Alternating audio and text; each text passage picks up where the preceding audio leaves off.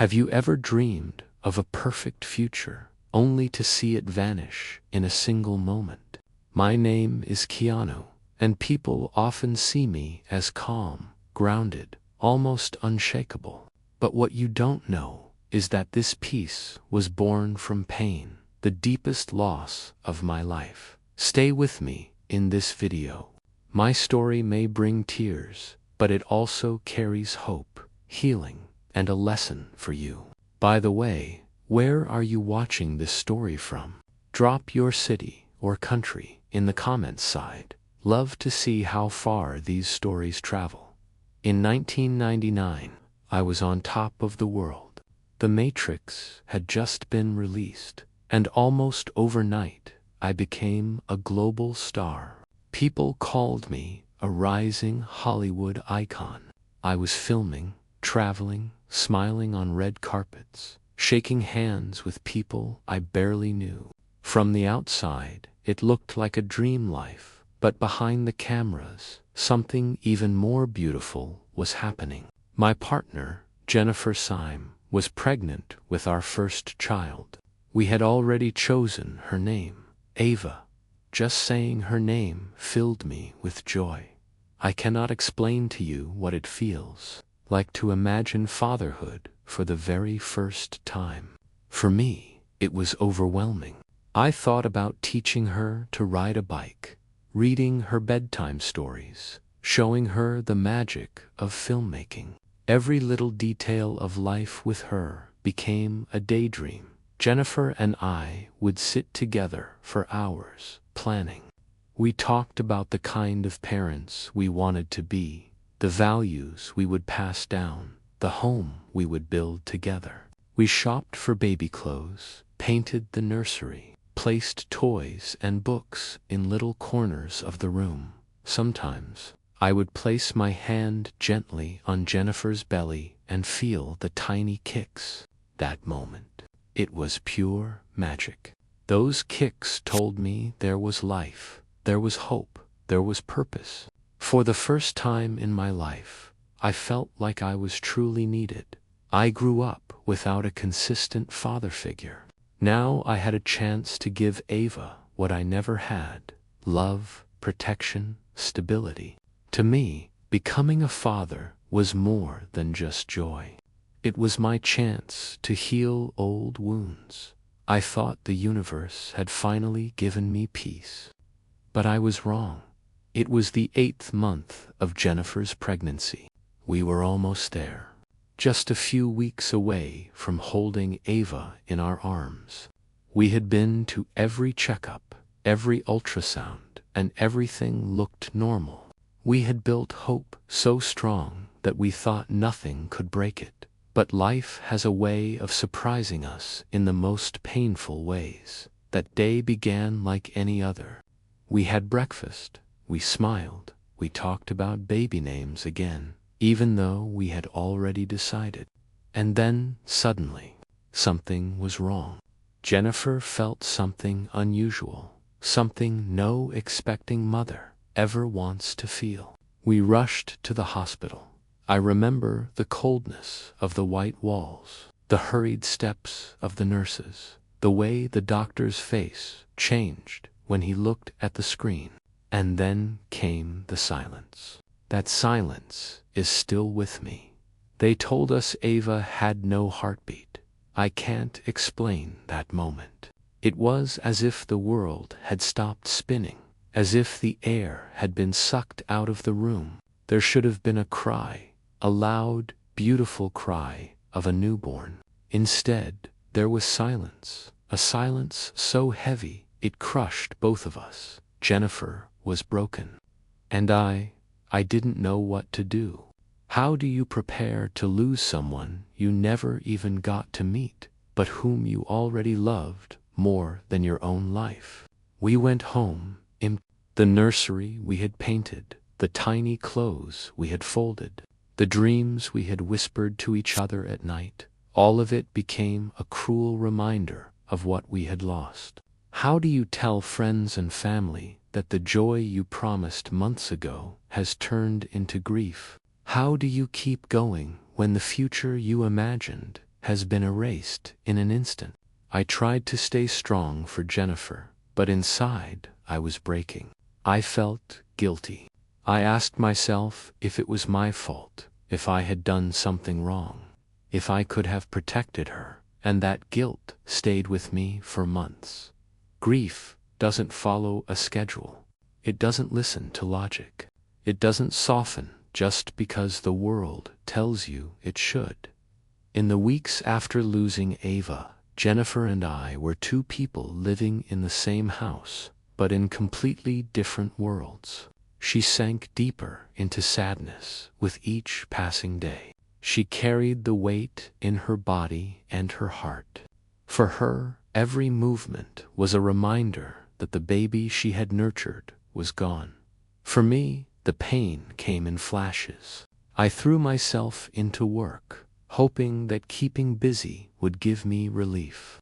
But grief does not respect your plans. It hit me in the most ordinary, everyday moments. Walking past the children's section in a store, hearing a baby laugh in a cafe, watching a father push a stroller on the sidewalk. Each time, it was like being punched in the chest. At night, I would lie awake, asking questions that had no answers. What if we had gone to another doctor? What if we had been more careful? What if the guilt ate away at me? I wanted to believe there was a reason, some cosmic explanation, but all I found was silence. Jennifer's pain was different. It wasn't just sadness, it was a darkness that pulled her under. She was gentle, creative, and so full of love, but after Ava, it was as if her light had been dimmed. She tried to carry on, but I could see her struggling to breathe beneath the weight of grief. Sometimes we would sit together in Ava's nursery, not saying a word. The walls we had painted, the clothes folded neatly in drawers, the crib waiting in the corner, all of it was a reminder of what should have been. Those quiet hours together were both painful and strangely comforting. Painful because they reminded us of what we had lost. Comforting because at least we were sharing the silence together. Friends told me to be strong for her, but what does that really mean? I wasn't strong. I was falling apart, too. I just hid it better. I believed if I showed my pain, she would crumble even further. So I locked my grief away, kept it silent, and wore a mask of calm.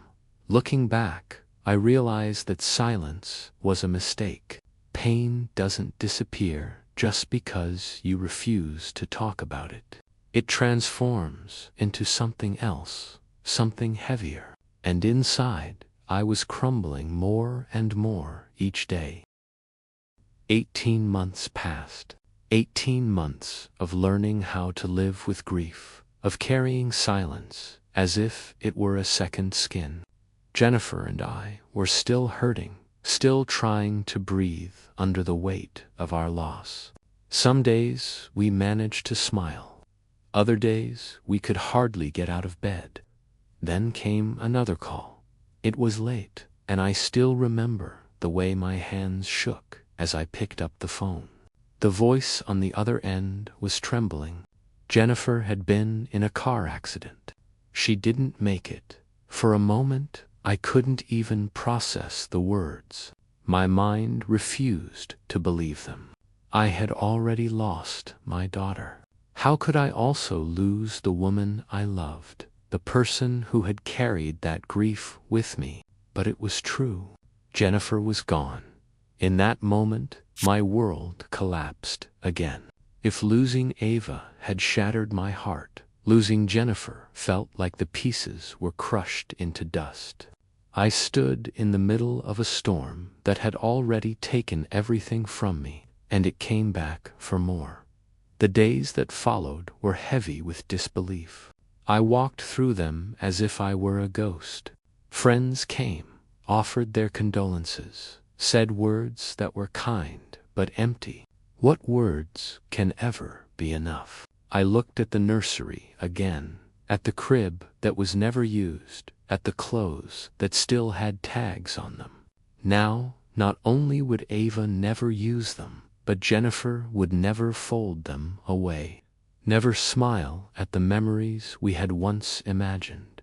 Grief became a constant companion. Some days it walked beside me quietly.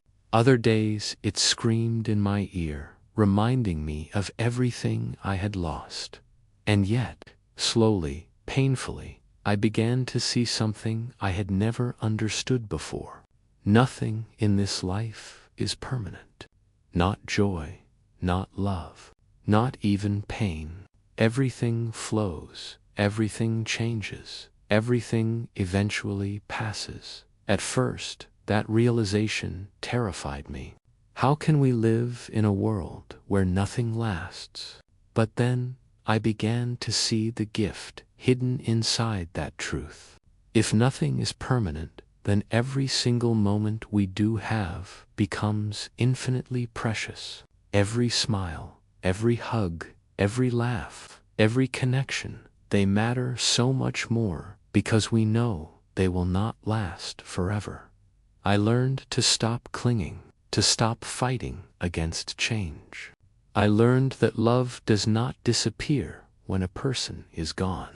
Love remains, even in grief, even in silence. Love becomes the thread that ties us to the people we've lost, reminding us that their presence shaped who we are today.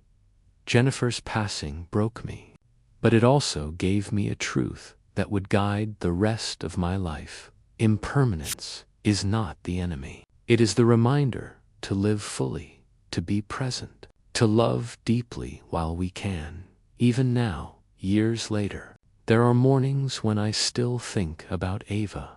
I wonder what kind of young woman she would be today. What kind of smile she would have. What kind of life she might have lived. There are nights when I still feel Jennifer's absence, like a quiet shadow beside me. Grief never truly ends. It simply changes shape. But I've learned something important. Grief is not proof that we are broken.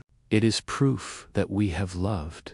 The deeper the love, the deeper the grief. And in that way, grief itself is a kind of honor, a reminder of how much someone meant to us for a long time. I tried to hide my pain.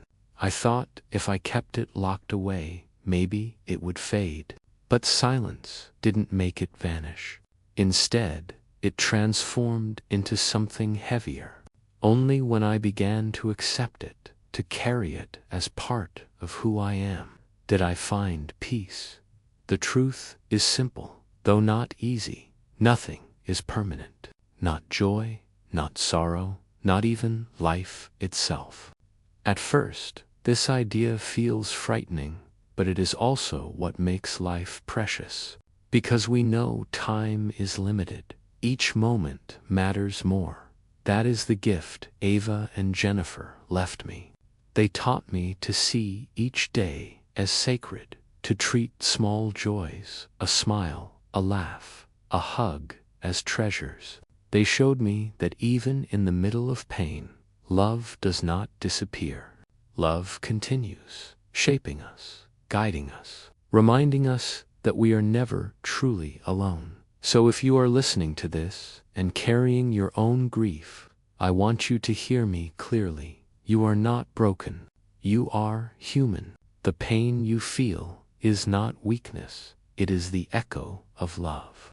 And love, even in loss, is the strongest thing we have. Life will always bring change, sometimes gentle, sometimes brutal.